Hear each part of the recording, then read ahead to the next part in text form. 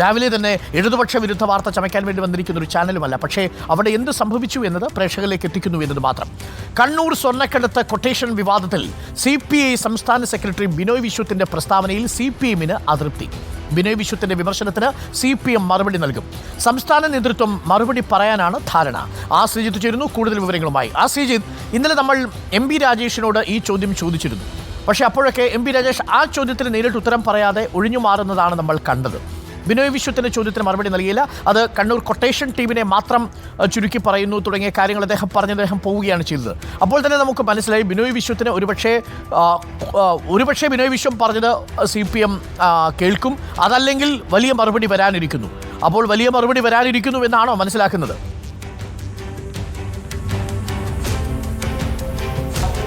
അരുൺ, തീർച്ചയായും CPM-ൻ്റെ ജില്ലാ നേതൃത്വം, കണ്ണൂരിലെ ജില്ലാ നേതൃത്വം ഈ സ്വർണ്ണക്കടത്ത് കൊട്ടേഷൻ വിവാദം എങ്ങനെയെങ്കിലും ഒതുക്കി തീർക്കാൻ ഭഗീരഥ പ്രയത്നം നടത്തുന്നതിനിടെയാണ് CPI സംസ്ഥാന സെക്രട്ടറി ബിനോയ് വിശ്വം ഈ വിഷയത്തിൽ ഇടപെട്ടുകൊണ്ട് രൂക്ഷമായ ഒരു പ്രതികരണം നടത്തിയത്. ചെങ്കൊടിക്ക് കീഴിൽ അണിനിരക്കുന്നവരുടെ നാട്ടിൽ നിന്ന് കേൾക്കുന്നത് അപമാനകരമായ കഥകളാണ്. അധോലോകത്തിൻ്റെയും അധോലോക അഴിഞ്ഞാട്ടത്തിൻ്റെയും സ്വർണ്ണക്കടത്തിൻ്റെയും കഥകളാണ് കേൾക്കുന്നത്. ഇതൊരു തരത്തിലും അംഗീകരിക്കാൻ കഴിയില്ല എന്ന് വ്യക്തമാക്കുന്നതായിരുന്നു CPI സംസ്ഥാന സെക്രട്ടറി ബിനോയ് വിശ്വത്തിൻ്റെ പ്രസ്താവന.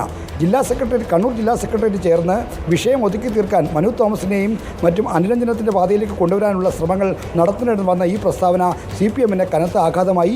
ഈ വിഷയം എങ്ങനെയെങ്കിലും ഒതുക്കി തീർക്കാൻ ശ്രമിക്കുന്നതിന് അതിനെ മൂർച്ഛിപ്പിക്കുന്ന തരത്തിലുള്ള ഒരു ഇടപെടലായി ബിനോയ് വിശ്വത്തിൻ്റെ പ്രസ്താവന മാറി എന്ന് CPM നേതാക്കൾ ഒരുപോലെ അഭിപ്രായപ്പെടുന്നു. അതുകൊണ്ട് ഇതിന് രാഷ്ട്രീയമായി തന്നെ മറുപടി പറയും. ഈ മറുപടി നൽകാൻ പോകുന്നത് CPIM-ൻ്റെ സംസ്ഥാന സെക്രട്ടറി MP ഗോവിന്ദൻ തന്നെ ആയിരിക്കും, അല്ലെങ്കിൽ സംസ്ഥാന നേതൃത്വത്തിലെ മറ്റാരെങ്കിലും ആയിരിക്കും. കണ്ണൂർ ജില്ലാ സെക്രട്ടറി MP ജയരാജനുമായി രാവിലെ ഇക്കാര്യം സംസാരിച്ചിരുന്നു.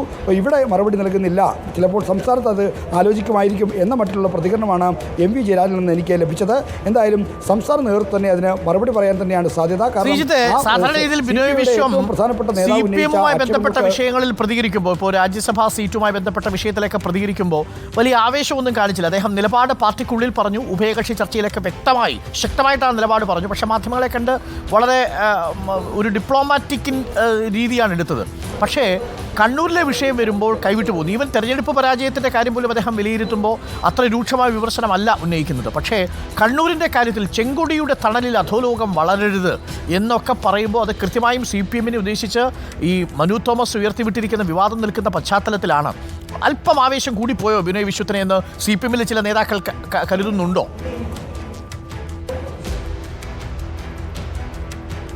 അരുൺ, ഇത് ബിനോയ് വിശ്വത്തിൻ്റെ ആവേശത്തിൻ്റെ പ്രശ്നമായിട്ടല്ല. CPI നേരത്തെ മുതൽ തന്നെ ഇത്തരം വിഷയങ്ങൾ ശക്തമായ നിലപാടെടുത്ത് പോകുന്ന പാർട്ടിയായിരുന്നു. എന്നാൽ കാനം രാജേന്ദ്രൻ്റെ കാലം മുതൽ ഇങ്ങോട്ടാണ് ഒരു CPM-മായി ഇത്തരം വിഷയങ്ങളിലും മറ്റ് പൊതുവിഷയങ്ങളിലും സമരസപ്പെടലിൻ്റെ ഒരു പാത സ്വീകരിച്ചത്. ദേശീയ തലത്തിൽ ഇടതുപക്ഷ ഐക്യം ശക്തിപ്പെടുത്താനുള്ള തീരുമാനത്തിൻ്റെ ഭാഗമാണ് ഇത്തരത്തിലുള്ള സമരസപ്പെടൽ, വിട്ടുവീഴ്ചകളെന്നാണ് കാനം രാജേന്ദ്രനും മറ്റും പറഞ്ഞുകൊണ്ടിരുന്നത്. എന്നാൽ ഈ തെരഞ്ഞെടുപ്പ് തോൽവി അത്തരമൊരു സാഹചര്യം ഇല്ലാതാക്കിയിരിക്കുന്നു. വലിയ തോൽവിയാണ് ഈ തെരഞ്ഞെടുപ്പിൽ ഉണ്ടായത്. ഇടതുപക്ഷത്തിൻ്റെ അടിത്തറ ഇളക്കിയ തോൽവിയാണ് എന്നാണ് കഴിഞ്ഞ ദിവസം CPM-ൻ്റെ തിരുവനന്തപുരം ജില്ലാ കമ്മിറ്റിയിൽ സ്വരാജ് തന്നെ പറഞ്ഞത്. വെറും തോൽവിയല്ല, അടിത്തറ ഇളക്കിയ തോൽവിയാണെന്നാണ് സ്വരാജ് വിശേഷിപ്പിച്ചത്. അപ്പോൾ ഈ അടിത്തറ ഇളക്കിയ തോൽവി LDF-ൻ്റെ ഘടകകക്ഷികളെയും ഇരുത്തി ചിന്തിപ്പിക്കുന്നു.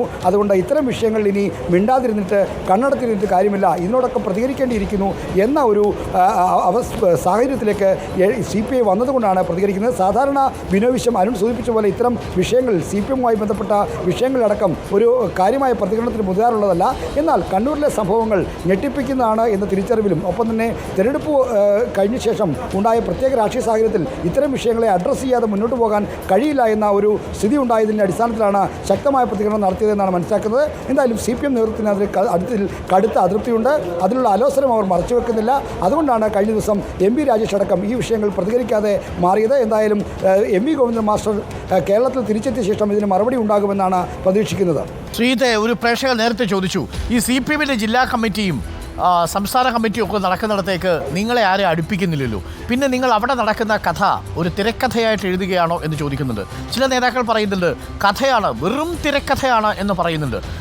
ഈ വിവരങ്ങളൊക്കെ എങ്ങനെയാണ് മാധ്യമപ്രവർത്തകർക്ക് കിട്ടുന്നത് എന്ന് ചില പ്രേക്ഷകർക്കെങ്കിലും സംശയമുണ്ടാവാം. അപ്പോൾ പ്രത്യേകിച്ച് CPM-ൻ്റെയും CPI-യുടെയൊക്കെ ഇത്തരം സമിതികളിലെ വാർത്ത വിദഗ്ധമായിട്ട് ചോർത്തിയെടുക്കുന്നതിൽ മിടുക്കനാണല്ലോ ശ്രീജിത്ത്.